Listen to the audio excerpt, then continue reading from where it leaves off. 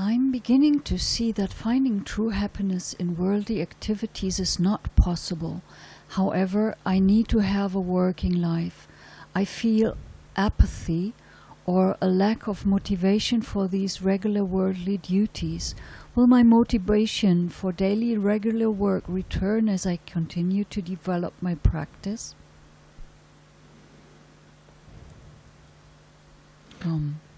Yes. That's your answer? Well, that's the main part of the answer, let's say so. These things happen in the course of meditation or when you practice throughout daily life, but this state of mind is as impermanent as any other state of mind. When you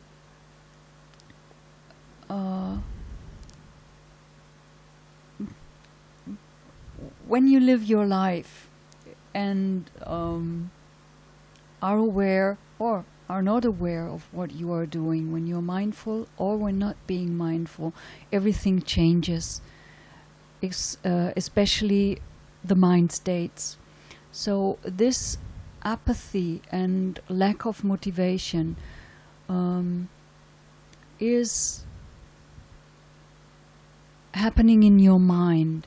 It is something that when you say you feel apathy, it's probably not a physical feeling. It might become physical, but probably in the beginning it's really mental and then takes over of your body and then you don't move anymore. But as you describe it, I would say it started as a mental thing, that the motivation just slid away. This has to happen, this should happen, and it's not the bad sign that it happens. And you shouldn't worry too much about it, that it has happened.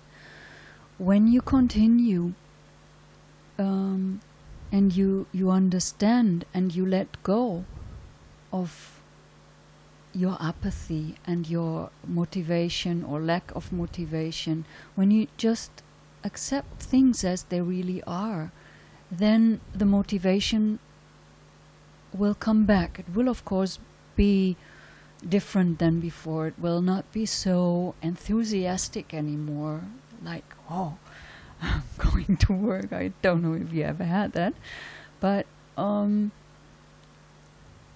it might become more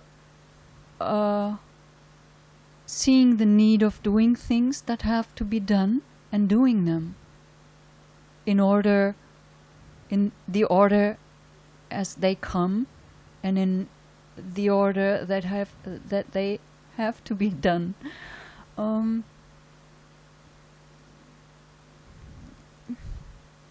So you should really just continue to practice as you practiced before and be mindful and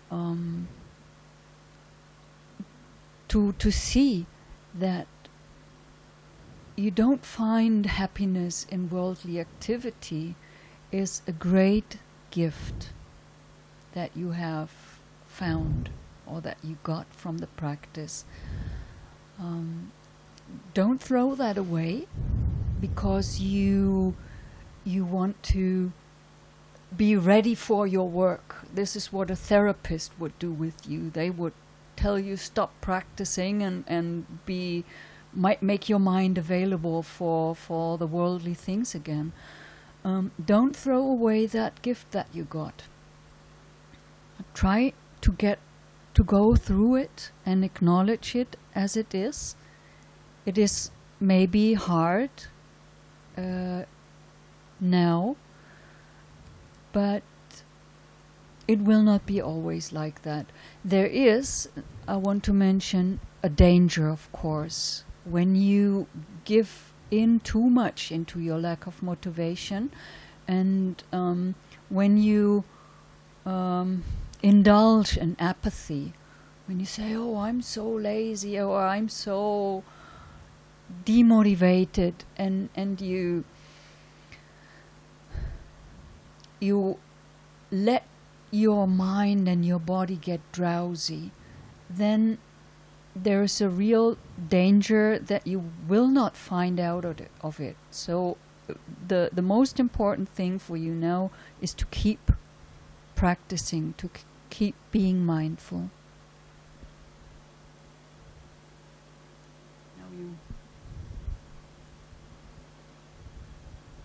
Yeah, I mean, the first thing I wanted to say was, of course, it's going to demotivate you. It's going to make you want to go and live in the forest and leave your job behind. But then I came sort of to the same conclusion that no, actually, it doesn't mean that you have to be that there be anything that gets in the way of your job.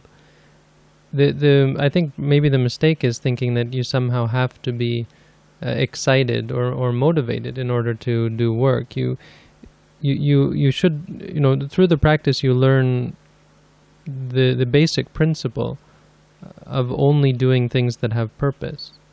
And so you find yourself unable to do things that have no purpose. You'd be unable to work for the purpose of getting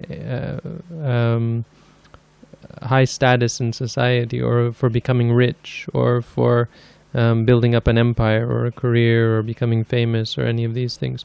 You'll be unable to do that eventually in your practice, because you're unable to do useless things, and these are all things that are useless or even unbeneficial. They have they create problems in your practice. So the problem is thinking that you need that you need to truly appreciate the work in order to do it. The work itself has some purpose. The purpose in most cases is to fulfill the needs. Your basic needs of food and shelter and clothing and so on. And in that regard, you will find that the meditation is actually a great boon for your practice. People who continue to work in the world after having practiced find themselves, in general, able to work quite efficiently, and their employers appreciate them more, and will often favor them, in fact, because of their lack of contrary mind states like gossiping and laziness and so on.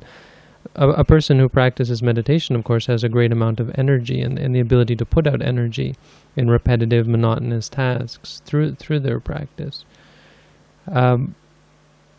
So I think it actually is a false demotivation that meditators often get, because they read in the suttas about these monks living off in caves, and so they think, oh, why can't I do that? And they feel depressed because they have to work an office job, and thinking that they're living a lie or something like that. When you're clear about your path and about how to get to the point where you're able to live a meditator life, so slowly I'm going to work and I'm going to clear up my debts and my burdens and so on.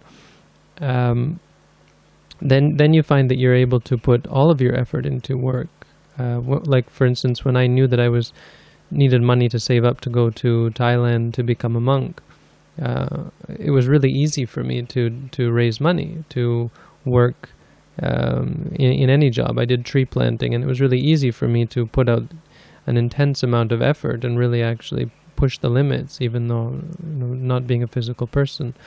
When I was working in a restaurant, I found I had great patience, and they were really happy to have me because I wasn't cheating them and I wasn't trying to get out of work and so on. I was willing to take the worst jobs with patience, because I was able to be mindful of it and so on. I would think that it should help you in your work once you can give up that idea that somehow this is meaningless and so on, and focus on what is the meaning of it. You're working to fulfill some purpose, and so it's actually irrational for you to spend your time moping and apathetic during the work. You have to see clearly what is the point of it and do it just for that reason. There's one other thing I want to mention. in the Eightfold Noble Path is the right livelihood mentioned.